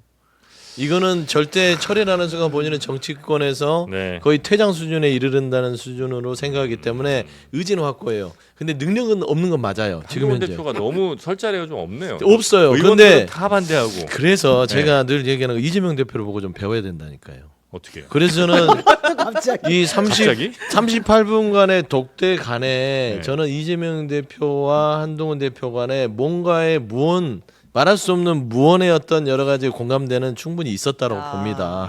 그렇기 때문에 민주당이 바보가 아닌 이상 지금 현재 대법원장까지 구체적으로 한 3자 법안 이 부분들을 다 수용을 해서 지금 가는 것들은 한동훈 대표가 말은 안 했어도 묵시적인 고개 끄덕임이 있지 않았을까라는 에이. 부분이 있고 네. 최근에 그 수정안에 대해서 내부적으로 검토를 했대요 한동훈 네. 대표가. 그래서 모 의원에게 소선 의원에게 시켜서 네. 이거를 검토해 봐라라고 했는데 물론 친윤계 쪽에 부딪혀서 그게 좌절되긴 했으나 법안 발의의 수준까지의 수정안은 검토하고 있다라는 것들은 근데 기정 사실 같아요. 한동훈 대표도 문제가 심각한 게 본인이 그동안 말한 것 중에 된 게 없어요. 잘 생각해 보세요. 능력이 없으니까 4월에 뭐 김포가 서울로 된다더니 4월에 되기는 뭐가 됐어요. 거기에 대해서 한마디도 지금 안 하고 있잖아요. 지금까지 한동훈 대표가 자기가 총선을 전에 뭐 이 비대위원장으로 해서 뭘 하든 끝나고 난 다음에 뭘 하든 당대표가 되든 자기 입으로 얘기한 거에 대해서 지킨 적이 없고요. 바로 그거예요. 본인이 지킬 능력이 없어서 그래. 내 처지가 좀 그러니까 그런 거예요. 어쩔 수가 없는 거죠. 능력이 없으니까. 그러면 말을 하지 말아야지. 근데 또 의혹은 앞서니까. 내지는 그걸 하려고 노력해야지. 그럼 뭐 입만 앞서는 거예요. 그럼 당연히 당대표가 의혹, 되는 의혹 거예요. 됐잖아요. 그건 말이 안 되잖아 지금. 손흥민 사람이 그 못하게. 아니 현실적으로 된 게 없잖아요. 힘 지금. 실어줘요. 근데 의혹이 그 앞선다는 의혹이라고 게 하는 게 아니에요. 그런 이제 거는 보통 이제 본인 의혹이 능력을 앞서기만 생각해봐야죠. 하고 예, 행동이 예. 따르지 않으면 네. 능력이 없다고 표현하는데 네. 알겠습니다. 일단 너무 저기 집권여당의 대표를 네. 또 엊그제 여야 대표 회담도 했는데 네. 너무 이렇게 신랄하게 비판하는 것도 아 근데 네. 저는 그 생각했어요. 이 얘기가 뒤에서 막 나오잖아요. 내 처지가 그랬다는 뒷얘기 나오고 막 서로 말 다르잖아요. 다시 만나겠어요? 이렇게 나오면 만나봤자 소용도 없는 거 뭐 하려고 만나요. 그 의미도 없어요 이제는. 자, 그럼 개업 얘기 한번 좀 넘어가 예, 볼까요? 자, 개업 얘기로 넘어가겠습니다. 자, 이재명 대표가 그 회담, 여야 대표 회담에서 그 계엄령 준비 의혹을 공개적으로 언급을 했습니다. 국회의원들을 계엄 선포와 동시에 체포 구금하겠다라는 그런 계획을 꾸몄다는 얘기도 있습니다. 이 얘기를 대표회담 모두 발언에서 한 거예요. 네. 자, 그래서 한동훈 대표가 이렇게 얘기했습니다. 근거를 제시하라. 근거를 제시 못한다면 이건 뭐 내귀의 도청 장치냐?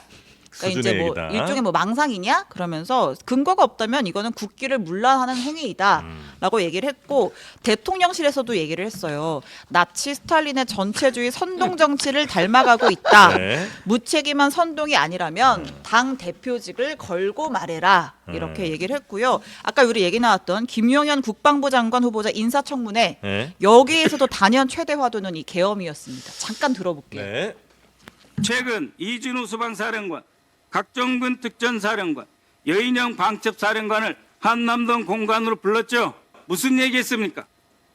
계엄 이야기 안 했습니까? 사실이 아닌 것을 가지고 거짓 선동하고 정치 선동하는 자리가 아니라고 생각합니다. 네. 그러니까 거짓 선동하는 자리 아니다 청문회 네. 그러면서 지금 만약에 계엄령을 한다면 시대가 어느 시대인데 군인도 안 따를 것이다. 뭐 이렇게. 이 얘기를 계엄 하긴 얘기는 했습니다. 그 김민석 최고가 약간 처음에 사실 그죠? 얘기를 꺼냈었죠. 그리고 다른 의원들한테 물어봐도 그 김민석 의원한테 물어보시라 뭐 이런 경우가 좀 많은 것 같아서 네. 그 근거를 아마 갖고 있다면 김민석 의원인 것 같은데 차차 공개하겠다 이런 얘기를 했죠. 네. 그 무슨 근거가 조금 있을까 혹시 추측되는 바가 있으신가요? 그냥 뭐 네. 합리적으로 추측을 하면 네. 이게 근거를 제시했을 때 그 발설지가 금방 확인될 수 있는 쪽에 정보 라인에서 들어온 근거겠죠. 그렇기 때문에 이거를 공개하기가 쉽지 않을 것 같다라는 전 생각이 들어요. 아, 그건 공개하면 다칠 수 의원, 있어서. 김병주 의원이 그때 얘기를 했었었고요. 김병주 의원? 예, 김병주 의원이 그때 그랬잖아요. 그 충암고 라인 사람들이 쭈루룩 지금 다 연결돼가지고 예. 지금 인사에 올라서면서 네. 이 라인들을 지금 전부 다 이 대통령 주변에 배치해가지고 일단 전선을 구축해 놓은 다음에 네. 계엄으로 이 난국을 타개하려고 하는 거 아니냐 네, 이런 계엄 식으로 준비 친정 체제를 이런 꾸렸다 식으로 얘기를 이런 했었고요. 표현을 썼죠. 김병주 네. 의원이 이제 국방에서 일을 했었던 네. 장군 출신이니까 이제 그분이 그쪽 라인에 대한 정보가 많이 있을 것이다 이렇게 지금 생각을 하고 있는 건데 계엄까지 간다는 건 이미 저번에도 말했지만 요건도 안 맞고 여러 가지 측면에서 오히려 국민 불안을 야기하는 부분이 많기 때문에 그런 부분에 대해서는 신중하게 얘기를 해야 되는 거거든요. 함부로 말하면 안 되는 거긴 하죠. 네. 뭐 지금요. 네. 옛날에 2016년에 11월 18일 날 추미애 대표가요. 예. 2016년 11월 18일 날 추미애 대표 뭐랬냐? 예. 박근혜 대통령이 계엄령을 준비하고 있다. 박근혜 대통령이 계엄령을 준비하고 있다. 박근혜 대통령이 친위 쿠데타를 저지하려면 1초라도 빨리 대통령 자리에 끌어내려야 된다. 1초라도 빨리 끌어내려야 된다. 이랬거든요. 네. 탄핵을 위한 게 빌드업이죠. 김민석 최고위원의 형이요. 촛불행동의 상임대표인데 탄핵을 계속 부르짖고 있는 촛불 지금 이게 집회를 100차 이상 했습니다. 그 얘기 여기서 하셨던 것 같아요. 지난주에 그러니까요. 하셨습니다. 그러니까 김민석 이분에게 형한테 이야기 듣는 거죠. 에이. 우리가 윤석열 대통령이 끌어내릴게. 탄핵할게. 지금 문재인 대통령도 죽고 이재명도 죽고 지금 조국도 구속되고 이거 근데 우리 당하고 있을래? 3년이 길다. 윤석열 대통령 끌어내려야 된다. 그래 우리가 산다. 이러고 있어요. 그러니까 제 말은 자 그러면 이게 평온하게 윤 대통령 정권이 2년 잘 가는데 계엄할 일 있나요? 대혼란이 와야 계엄이 자기들이 볼 때 촛불에가 대통령 끌어내리고 탄핵 혼란이 오면 혹시 그때 우리 가장 무서운 게 계엄 선포 군인이 오면 네. 안 되잖아. 이런 게 이걸 막기 위해서 지금 탄핵을 추진하는 과정에 계엄이 장애물이 되거든요. 이걸 미리 계속 계엄 미리 떠들면요. 네. 나중에 계엄 못 합니다.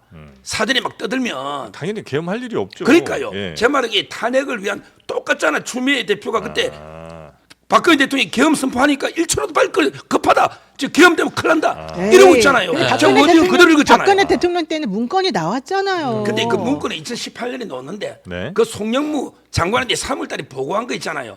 이걸 8월달에 인도 갔을 때 그때 제가 MBN 방송할 때요. 방송에서 그랬죠. 문재인 대통령 직격했잖아요.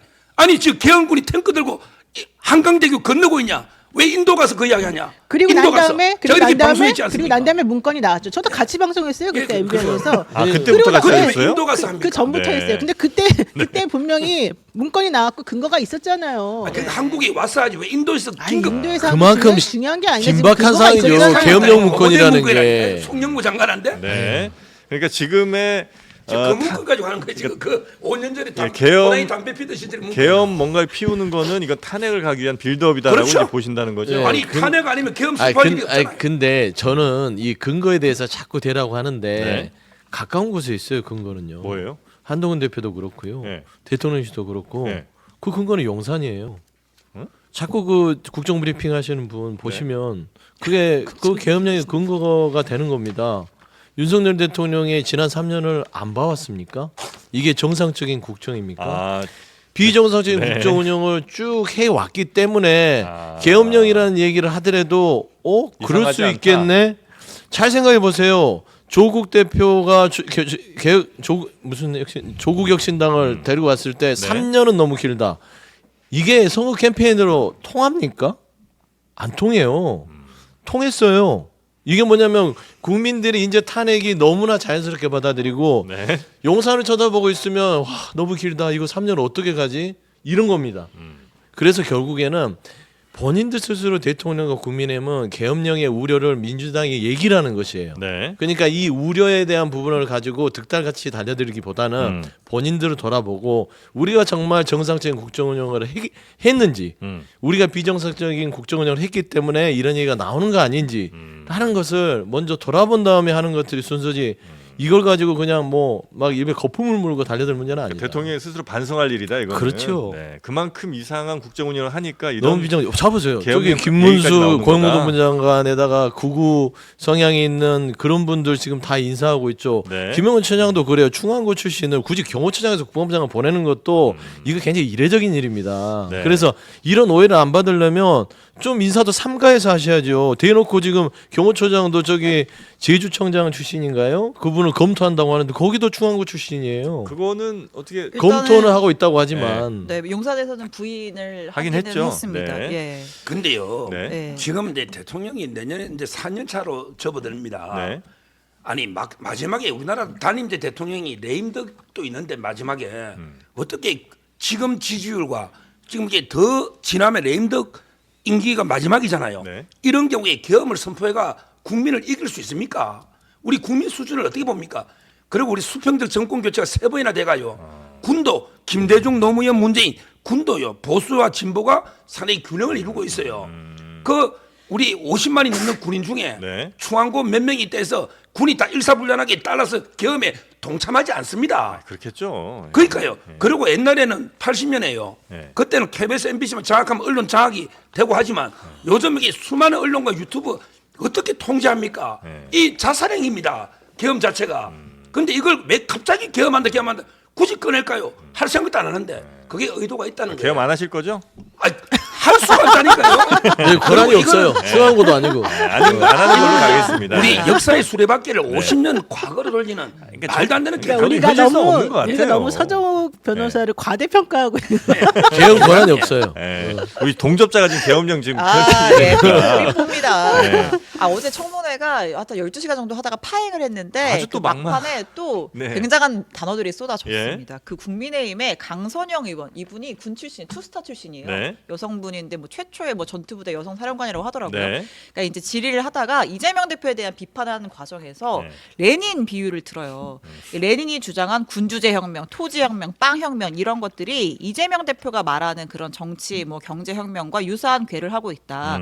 현재 대한민국이 이런 뭐 일종의 뭐 사회주의 공산주의 사상을 가진 분들이 다수당 대표로 국회를 장악하고 있다. 이런 주장을 하니까 이제 민주당 쪽 의석에서 욕설이 나옵니다. 말하면 되나요? 뭐 별거 아니던데. 뭐 또라이, 또라이? 아니냐 이런 이야기. 그 영화 제목이잖아. 예. 네? 영화 영화도 제목. 있었나요? 영화는 이게? 도라 있었어. 예, 아, 하여튼 돌아이 뭐 이런. 그 예전에 그 도라이. 전영록 씨 네, 나왔던 그렇죠. 거. 아, 네네네. 전영록 씨 모르시죠 참. 전영록 씨 알아요. 알아요. 딸도 연예인. 반갑습니다. 네. 연식이 네. 됐어요. 그 예전에 티아라의 멤버였습니다. 아, 그래요? 전영록 씨 이렇게 잘 딸이. 알아? 네. 전보람. 네. 어. 하여튼 그래서 이제 너무 좀 거친 발언이다 이러면서 이제 예. 서로 또 그러니까 뭐 막말이 어디 뭐 오갔죠. 비교할 걸 해야지 뭐 레닌과 이재명을 비교하냐 뭐 도라이 아니냐 이런 발언이 나왔고 이제 또 국민의힘에서는 뭐 도라이 뭐 사과해 이러면서 이제 결국은 지금 또 또라이가 싫어서 도라이라 그러는 거죠. 아, 뭐 그거나 내가 그거는 그거단가요? 똑같은 얘기. 수습이 안 됩니다. 발언이 좀 거칠긴 좀 많이 네. 거칠긴 거칠긴 하네요. 한데 네. 이 강선영 의원 이분도 네. 김병주 의원이 그럴 만해요. 국민의힘 의원들한테 하듯이 아니 지금 대통령이 최근에 그 반국가 세력 얘기를 하면서 굉장히 반국가 세력 난리를 쳤잖아요. 네. 그런데 지금 이재명 대표에게 레닌을 비유하면서 사회공산주의의 표상이라 할 수 있는 어떤 그런 인물과 대척점에 있는 그러니까 동일한 선상으로 하면서 이런 사람이 이 야당을 다수당을 운영하고 있다. 들어보면 이거는 뭐 도라이가 아니라 더한 얘기도 들을 수 있는 얘기 아니겠습니까? 그래서 이건 네. 명예훼손으로 이거는 진짜 상당히 얘기를 해야 심각한 돼요. 이제 면책특권 일 있겠지만. 야당에 대한 부분에 있어서 네. 더 확대해서 가면 무슨 반국가의 세력 자체를 아예 그냥 규정해 버린 거예요. 그건 사과하셔야 돼요. 민주당을 반국가 세력처럼 그럼요, 규정해버린 사과해야죠, 것이다. 이거는. 요건 이제 강서영 의원이 사과해야 될 매우 사안이다. 사과하고 윤리까지도 저는 네. 뭐 매우 제소해도 잘못된 된다고 거죠. 봅니다. 왜냐하면 군주제 혁명, 빵 혁명, 평화 혁명 이게 이제 레닌이 얘기했던 건데 네. 이게 사실 먹고 사는 문제에다가 대통령이나 혹은 정치 지도자는 무조건 해결해야 될 문제 아니겠습니까? 네. 실질적으로 대통령제가 잘 되냐 못 되느냐 이게 정치 혁명이잖아요. 군주제 혁명이라는 게 또 빵 혁명이라고 하는 게 결국 경제에 관련된 네, 거잖아요. 네. 먹고 사는 문제 당연히 얘기를 해야죠. 네. 평화 혁명이 뭐 왜 이게 왜 나빠요? 그러니까 이게 현실적으로 지금 그렇게 지금 상황을 만든 그 원인 제공자에 대한 얘기는 없고 그런 문제가 있으니 이걸 해결합시다라고 얘기하는 사람을 공산주의자 빗대 가지고 또 이런 식으로 지금 모욕하는 거 아니겠습니까? 왜 이런 식으로 해요? 본인은 뭔데 도대체가? 그럼 대통령을 그럼 차라리 짜르로 비유하는 게 더 맞다 이렇게 지금 말씀하시는 건가? 하고 싶은 말씀이구나 지금. 무슨 말씀이세요? 자 지금 그러면 강선영 의원이 좀 더 말한 유머와 말도 해양이 안 넘치는 되는 비유를 얘기죠. 해야 되는데 네. 이런 뭐예요, 이게 식의 도대체? 어떤 네. 진영을 네. 나누는 비유는 적절치 우리 않다. 서정욱 변호사님 어떻게 보세요? 지금 이제 강선영 이분이 이게 근본 최초가 붙은 살아있는 전설이에요. 예, 아, 예. 군에서? 최초로 이게 네네. 군에서요. 네. 전투병가로 이제 그 별을 달고 소장까지 논 항공작전 사령관. 네네네. 와 낙하을 넘어도 이게 대단한 군인입니다. 아 그렇습니까? 예, 그래서 비례로 들어온 분인데 네. 이분이 어제 취지는 뭐냐 하면 예. 우리 그 자유민주주의라는 그 자유를 자꾸 빼자고 하잖아요. 네. 뭐 교과서나 아, 헌법에서도 네네네. 그걸 이게 비판한 거예요. 자유를 빼면 민주주의가 남잖아요. 네. 북한도 자기들은 민주주의를 해요. 공산주의자들도 자기들은 인민민주주의 뭐 어쩌고 저쩌고 사회민주주의 뭐. 민주주의라고 네, 해요. 네. 그러니까 이게 자유를 빼버리면 다양한 민주주의에 뭐가 되느냐 이러면서 이게 레닌의 뭐 빵이나 경제혁명 이거하고 이게 뭐가 다르냐 이렇게 비유를 한 거예요. 네, 네. 그러면 뭐가 다른지 설명하면 되잖아. 국민 앞에 레닌은 이런 주장인데 이재명 대표는 이런 주장이니까 다릅니다. 이러면 되잖아. 근데 그건 고를 능력이 없으니까 또라이 이게 요구하는 거예요. 저는 그렇게 차분하게 옛날에요. 그래 한 번 했어요. 한 번. 하시면 어떡해요? 아니요. 아니에요? 그런 얘기 다 했어. 그래요? 여러 목소리가 아, 나왔어요. 그거 잘 못 들었네요. 제가. 다른 사람들이 다 그랬어요. 아. 제 말은 그 제대로 공부하거나 아는 의원이 없는 거예요. 옛날에 반박을 못하고. 제가 본 사람 중에 네. 윤석열 대통령을 거구를 하면서 히틀러 비유하기에 제가 이게 히틀러와 윤석열의 차이는 요거다 딱 설명해 주고 이해하더라고요. 또 이게 어떤 설명을 분은 해줘야겠다. 윤석열 대통령이 일본의 밀정으로 네. 친일파를 하길래 윤 대통령 요렇다 이렇게 설명하니까 이해를 하더라고요. 그렇게 설명을 해주면 되나? 논리적으로 레닌하고 이재명 대표 그 혁명은 요게 다르다. 이러면 되잖아요. 이해를- 왜 근데 설명을 이해를 아니, 이해를 그거는 했는지는 왜 설명을 확인해봐야 해? 돼요. 왜 왜 이걸 또 설명을 해? 하려고? 아니 그 이해를 설명을 왜 했는지를 해야 확인해봐야 되는 되고. 아, 그 상대가. 말을 한 사람이 무슨 유선열 뜻으로 말했는지 변호사는 실컷 설명해야지. 설명을 했으나 이해를 못했을 공산이 아니 크고. 자유민주주의 자유를 아니 왜 그러니까 떼려는지 이걸 설명을 이런 아니까. 봐봐요. 지금 강선영의 문제는 캐캐묵은 이념 전쟁을 건 겁니다. 예, 예. 결국 이거는 어떤 인물에 대한 해악과 풍자도 아니라 네. 어떤 레닌이라는 어떤 부분에 있어서 먹사니즘 자체도 다 이게 어떤 그런 이념적 논장에 있어서 반국가 세력일 수 있다라는 맞아면 이걸 프레임을 씌워버리잖아요. 네. 아주 고약한 발언을 한 거예요. 네. 그래서 저는 이 부분에 대해서는 네. 방어할 필요 없이 사과를 하시는 게 맞고 저는 이제 지금 이념 전쟁 정말 국민들 민생 먹고 사는데 네. 큰 도움 안 되니까 윤석열 대통령과 같은 의견이 아니라면 이념을 버리고 민생으로 가셔야 돼요. 네. 윤석열 대통령이 뭐 이념은 경제보다 중요하다고 하셔서 지금 또 이념을 시행했는지 모르겠으나 네. 지금은 민생, 국민의 생명, 건강 요거 지킬 때다. 약간 좀 음모론적 시각 같긴 한데 네. 이렇게 청문회마다 항상 이런 이제 말다툼이 결국 이제 파행 혹은 네. 뭐 이 가잖아요. 일부러 혹시 의원들이 그러는 게 힘들어서? 있나? 역할 하나 주는 왜- 거지. 왜냐면 자 이 시간에 끝내 이런 거. 그런 게 혹시 12시간 있나? 했다. 예, 그건 아니겠죠? 저는 뭐 또 그럴 네. 수도 있다고 보고요. 그런 짜르 수준하고 적들도 있을 똑같은 거예요 말인 것 아마. 근데 옛날에 의도적으로 파행을 좀 생각하고 그건 아 하는 있었어요. 많이 있었어요. 작전 그래요? 네, 뭐 작전이 예를 들어서 있어요. 오늘은 길어져봤자 도움될 게 없다 싶으면 이제 아. 오늘은 파행으로 가자. 막 감정 싸움 그냥 작전을 하는 짜기도 것처럼. 아니 하고 일부러 그랬죠. 감정 싸움이 아니라 네. 아주 이성적으로 하는 거죠. 네. 이 말을 여기서 해줘야지 이게 이제 파행이 파행이다. 된다. 그럼 화도 안 나는데 화난 것처럼 막 그렇지, 벌떡 바로 일어서고 그거죠. 예. 책상 막 치고 맞아요. 우리 방송할 때도 그랬어요. 화 안 나는데. 근데 제 친구들 중에 운동권 애들 많아요. 네. 좌파 운동권. 예. 저도 좀 많은데 그분들이요. 레닌에 대해서는 상당히 존경하는 분이 많아요. 아. 스탈린하고 좀 틀려요. 뭐 스탈린은 그럴 수 있- 네네네네. 독재로 했지만 레닌이나 트로츠키 이런 혁명가들은요. 네네네. 전집도 우리 읽고 예. 공부하면서 이게 그렇게 나쁜 비유는 아니에요. 아이. 차이만 쓰면 그렇게 끝날 나쁜 시간이 비유 다 알겠어. 됐나? 오늘 청문회 하나 더 하고 있잖아요. 네. 오늘 그 시무정. 시무정 이제 검찰총장 후보자 청문회 지금 열리고 있는데 예. 딴 데 가지 마시고요. 자 어저께 서면 답변을 했어요. 네. 서면 답변서를 제출했는데 네. 이제 여기서는 지금 충암고가 아니고 휘문고가 좀 논란이 되잖아요. 그러니까 김건희 여사의 친오빠 네네. 김진우 씨가 이제 휘문고 출신인데 심우정 후보자랑 그 휘문고 동문이어서 이게 총장 후보자 되는데 좀 영향이 있던 거 아니야? 뭐 둘이 친분도 있고 뭐 집에 드나들었다는 얘기도 있는데 뭐 이런 얘기가 있는데 나 어쨌든 본인은 개인적인 친분은 전혀 없다. 이렇게 선을 그었고 또 네. 윤석열 대통령이랑도 생각보다 그렇게 친분 없다. 3개월 근무한 게 같이 다다. 그 조금 축소는 네. 아니고 아무튼 그렇게 얘기를 했습니다. 전형적인 거짓말입니다. 누구요? 윤석열 대통령과 친분이 친분이 없다는 없다니. 말이다. 아, 개인적 친분이 친분 없는 없다. 사람이 검찰총장까지 올라오기는 쉽지 않다는 것은 네. 이 법조계에 있는 사람들은 다 아는 사실입니다. 네. 문다혜 씨 얘기 뭐 하실 거 있다고. 아, 아, 그거- 예, 요거 요거까지 시간이- 가야 돼요. 예. 시간이 시무- 없어서. 심우정은 제하고의 대학 동기고요. 네. 저 김진우 씨도 좀 알잖아요. 예, 예. 저도 취재해 보니까 전혀 학교 다닐 때는 전혀 몰랐대요. 나와서 알았겠죠. 힘은 고등학교 나왔다 해서 그 뭐 그럴 아는 수 사람 있죠. 몇 명 안 되고요. 그럴 수 있죠. 특히 예. 중앙고등학교처럼 1년 선배일 때는요. 저는 고등학교 때 1년 선배 아는 사람 5명도 안 돼요. 자꾸 추한고 노가게 1년 선배면 또 뭐 어쩌고 저쩌고 신문고 같이 노맥에 또 어쩌고 저쩌고. 에이, 아니, 근데 다 학교 다닐 때는 되게 모르고 되게 나중에 맞아요. 졸업한 다음에 아는 맞아요. 거예요. 이거예요. 현장이랑 지금까지 다음에. 사회생활을 하면서 아는 동창회랑 알게 되는 거지. 거지. 지금도 일면식도 없고. 학교 다닐 때 뭐 하려고 진짜 알고 일면식 갑자기 같다고요? 왜 없어요? 제가 한 번도 만났는데. 제가 아는 한은 아이고 말도 안 돼. 있는데 한번 해보세요. 서정호 변호사님은 그 김진우 씨랑 어떻게 친분이 있으세요? 저는 알죠. 그럼 저는 윤석열 대통령 지지하니까 그냥 예. 듣고 알죠.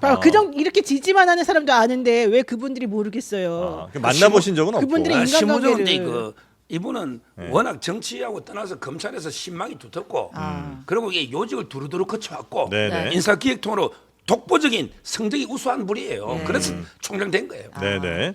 자, 문다혜 씨 소환 관련해서는 지금 시간들이 없으신 거죠? 12시 10분에 끝낼게요. 네? 5분만 얘기를 할까요? 아니 뭐 뒤에 일정들 괜찮으세요? 있으시면 네 넘어가야 됩니다. 아, 알겠습니다. 그러세요?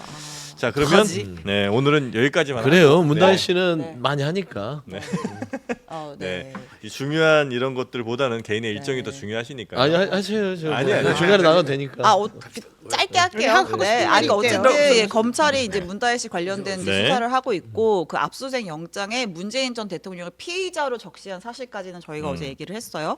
자 일단 검찰이 추석 연휴 직후에 문다혜 씨를 직접 소환하는 방안을 검토 중이다.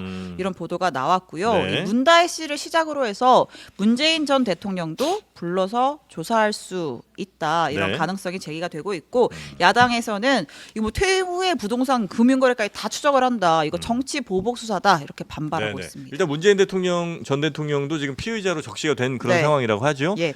하실 말씀 있으면 짧게 하고 떠나시고요. 예. 말씀만 하고 떠나셔도 됩니다. 예, 저는 정말 이 윤석열 이 네. 검찰은 잔인하다. 잔인하다. 노무현 전 대통령 그렇게 보낼 때도 딸을 가족 공격했거든요. 네. 또 문재인 전 대통령 가족 공격 들어갑니다. 이게 전형적인 보수의 잔인한 검찰의 방식인데 네. 정말 역사에 죄 짓는 일을 안 했으면 좋겠다 그런 말씀. 네. 그 말씀 하시고 가시면 서정욱 변호사 얘기를 안 들으실 수 있습니다. 정말요? 네. 이거 어때요? 좋다. 괜찮죠? 그럼요. 네. 감사합니다. 역시 최고 진행자. 고맙습니다. 네, 사랑합니다. 고생 장관님. 많으시고요. 네. 네. 혹시 말씀하실 거 있으면 아니 그러면 말씀하시고 마지막에 하시고 노변호사님 얘기하고 가요. 나도 네. 가도 돼요? 말씀하시고 가셔도 돼요. 아니에요. 마지막 드릴게요. 남는 사람이 승자인 겁니다. 아니 저희는 나는 듣습니다. 검찰의 예. 논리가 너무 신박하다는 거예요. 네. 검찰이 지금 문재인 대통령이랑 그 김정수 여사의 통장 계좌를 뒤져보다가 뭐 사실 직접적으로 뭐 한 게 없으니까 네. 문다혜 씨 전 남편이었던 분에 대한 취업으로 인해서 그 대통령 부부가 딸에게 주었던 생활비 상당히 중지되어서 그게 네. 이제 이득이다 이러면서 이거 뇌물죄. 뇌물죄를 네. 직접 네. 하잖아요. 이게 제3자 뇌물죄도 안 되니까 직접 뇌물죄를 사실 연결시키려고 하는 건데 어떻게 자식에게 생활비 주는 거 관련해 가지고 그런 부분을 뇌물죄로 엮을 수가 있는지 그러니까 이- 대통령이 주던 거를 안 주게 돼서 그게 이제 자기 뇌물이라고 딸에게 예를 하는 들면 거를 생활이 공공한 딸에게 돈을 주던 거를 네. 그 사위가 이제 취직해가지고 안 줘도 되니까 그게 그 상당의 뇌물이다 이렇게 지금 얘기하는 거잖아요 논리가. 네. 그 현실적으로 그렇게 따지면 대한민국 모든 사람들 전부 다 이상해지는 거죠. 그러니까 현실적으로 저는 이 형법은 특히 그게 제일 중요한 게 죄형 법정주의라는 게 있어요. 네. 그 범죄가 성립이 되려면 그 법령에 정해져 있는 그 문건과 관련된 구성 요건이 맞춰야 되는 건데 지금 문재인 대통령을 잡으려고 검찰이 너무 유추 확대 해석을 해가지고 네. 법을 막 고무줄처럼 늘려가지고 좀 적용시키거든요. 네. 이런 식으로 하면 안 되고 안 이건 된다? 진짜 보복이다. 네. 네. 자 선택권 드리겠습니다. 계셔주세요. 아니, 아니, 네. 아니, 알겠습니다. 듣지 마시고. 두 가지만. 예. 네. 워낙 전문이세요 이분이야. 두 가지만. 네. 자 김정숙 여사한테 이거 현금을요 보자기로 싸가지고 친구한테 맡겨서 아, 무통장 입금했죠. 5천만 원. 예, 통장. 여기 계신 분들 혹시 누구한테 돈 줄 때 그 5천으로 현금 빼가지고 입금시킨 경험 있습니까? 5천이 없습니다. 그러니까요. 5천 우리 국민 중에 그런 사람이 있을까요? 당장 계좌이체 하죠. 예. 예. 네. 근데 왜 김정숙 여사는 예금이 항상 10몇 억씩 있었잖아 문재인 대통령 재산에. 네. 왜 계좌이체로 5천 안 보내고 현금으로 보자기 싸가게 딴 사람 시켜서 보냈을까요? 그걸 생각해 보세요. 상식적으로 그 돈이 떳떳한 깨끗한 이런 돈이면 그렇게 했을까요? 그리고 보냈다는 하나. 건 팩트예요. 팩트죠, 그거는. 그거는 뭐 팩트고. 자, 하나만 더. 네. 출판사 운명이라는 책을 낸 출판사 있죠. 네. 여기 문재인 대통령한테 인세가 1억 5천 정도 갔어요. 아. 근데 표지 있잖아요. 네. 그 우리 집에 책 있어요. 네. 표지. 그 디자인했다고 2억을 주고요. 또 이게 5천을 또 빌려줘요. 문다혜 씨에게. 예. 출판사가. 음. 아니 서창호 이분에게 비행기 경력도 없는 분이 비행기 빗자도 잘 모를 텐데 2억 2,300 받고 네. 문다희 씨는 디자이너가 아니에요. 문준용 씨는 디자인 조금 공부했어. 아, 네네네. 근데 문준용 씨도 말이 안 되는데 디자인도 안 하고 일본어과 놓은 사람이 네. 표지 하나 디자인했다고 2억을 다 좋아요. 디자인값으로 보내줘요. 다 좋아요. 근데 그게 왜 뇌물죄냐고요? 아니, 그게 왜 뇌물죄냐고요? 그러니까 아니 그건 다 이제 좋아요. 그걸 근데 왜 설명- 뇌물죄냐고요? 일단 그 두 개를 요것도 팩트예요. 예. 네. 그럼 저는 탈식하고 있다 보는 거고요. 자, 그 두 개 있고. 네. 그럼 왜 뇌물이냐? 저하고 제일 친한 친구가 삼성전자 부사장이에요. 이명박 대통령 큰 사이에요. 그분 예, 일곱 번째 예, 등장이었죠. 예, 예. 지금. 자, 일을 했냐 안 했냐? 네. 일을 했냐 안 했냐? 타이 이스타젯은요. 네. 정말 그 우리 이스타젯의 그 피눈물 나는 노동자들 월급 못 주고 그 예. 돈을 70억 가지고 설립했는데 비행기 하나도 없어요. 비행기가 없는 페이퍼 컴퍼니야. 아, 근데 그게 전무회가 박석호 사장보다 월급이 많아. 이게 정상적으로 일하고 대가로 월급 줬을까요? 그러면 저 뇌물을 안 합니다. 그냥 이거는 돈을 그냥 2억 갖다 주면 되는데 그냥 못 주니까 그냥 전무라고 명함 하나 새겨 줄 테니 전무회가 그냥 월급 받아가라 이겁니다. 취업 아니 그거랑 비행기를 뭐 운영도 안 하는 비행기에서의 전무가 페이퍼 컴퍼니인데. 아니 그거랑 네. 대통령 죄형법정지 말했잖아요. 그거랑 문재인 대통령의 뇌물죄랑 어떻게 연결되냐고요? 자, 그러면 이게 어떻게 연결되느냐? 네. 네. 우리 판례가요. 세 네. 가지 경우는 남이 받아도 직접 뇌물로 봐요. 예. 하나가 바로 이게 그 가족. 어. 가족. 예를 들어 제가 공무원인데 예. 제가 청탁을 받고 우리 아들이 미국 살아요. 예. 아들한테 2억 보내. 예. 내가 들어줄게. 그러면 이게 제가 뇌물 안 될까요? 내가 공무원이라면. 아, 돼요. 내한테 부탁은 내가 어. 청탁 들어주고 돈은 우리 아들 미국에 있으니 아, 아들한테 보내. 당연히 2억. 그건 처벌 받아야지. 그겁니다. 지금 첫째 가족. 네. 우리 아들이니까 가족이잖아요. 근데 청탁을 받았다는 증거가 없는 거 아니에요? 그거는 이제 중징부에서 또 아, 말하지만 또- 예, 예, 그거는 예. 이제 다 그다음에 예, 예, 예. 공동정법일 때는 예. 또 이게 직접 뇌물이에요. 최순실 그때 아, 그 박근혜 대통령은 네네네. 가족은 아니야. 네. 근데 공무원을 했다 해서 공동정범으로 직접 뇌물되고 네네네. 그다음에 공무원의 채권자한테 돈 주면 그건 공무원이 갚은 거 똑같잖아요. 예. 요거는 직접 뇌물이에요. 그래서 지금 이제 그 차이는 부정한 청탁이 필요하냐 안 하냐 네. 요건데 네. 검찰에서는 처음에 제3자 뇌물로 영장이 계속 받았어요. 예. 근데 이번에는 직접 뇌물로 부정한 청탁이 필요 없으니까 아마 이제 변경을 할 모양이에요. 근데 저는 뭐 가족은요 네. 충분히 그 뇌물 대상이 된다. 여기서 핵심은 네. 직무 관련성과 대가성이 예. 있느냐, 네네네. 그게 확인이 됐느냐잖아요. 그게 확인이 됐냐고. 만약 그런 식으로 따지게 되면 자녀의 취업을 해준 사람에 대해서는 전부 다 공채가 아닌 전부 뭐 특채나 뭐 예를 들면 누가 아는 사람한테 부탁해서 들어갔거나 내지는 서로 간에 아는 사람이다. 실제로 뭐 그 사람들이 정말 어떤 관계로 이 사람을 취직시켜줬든지 말든지 간에 아는 사이다라고만 하면은 전부 다 뇌물죄라는 거예요. 제가 말이 안 하나만 되는 거잖아요 지금. 판사가요. 네. 판사가 이 대통령 계좌까지 영장을 내주세요. 근데 요즘요 계좌 압수수색은 잘 안 해줍니다. 근데 특히 문재인 대통령이 전직 대통령인데 판사가 면밀하게 검토하고 근데 대통령 계좌를 압수수색이라고 영장을 내줄까요? 아이고. 저는 법원에서 그게 영장이 그렇게 시기 안 옵니다. 그렇게 따지면 대통령 없습니다. 네. 현직 대통령 전직 대통령에 대한 압수수색 계좌 압수수색도 가능하지만 현직 대통령에 대한 통신 기록조회는 어떻게 된 그것도 겁니까? 여러 번 만에 넣었죠. 아니, 네? 두 분- 아니 마찬가지예요 둘 다. 아니, 두 분은 저 가실 것처럼 하시던데. 안 가야 돼요 진짜. 할 말 다 네, 했습니다. 다 하셨죠? 하십시오. 네, 고맙습니다. 하여튼 요거는 뭐 결국 검찰 수사 좀 더 봐야 되긴 하겠네요. 자, 오늘도 함께해 주신 우리 서정욱 변호사님, 노영민 변호사님 두 분 대단히 감사하고요. 다음 주에 또 뵙겠습니다. 고맙습니다. 고맙습니다. 네.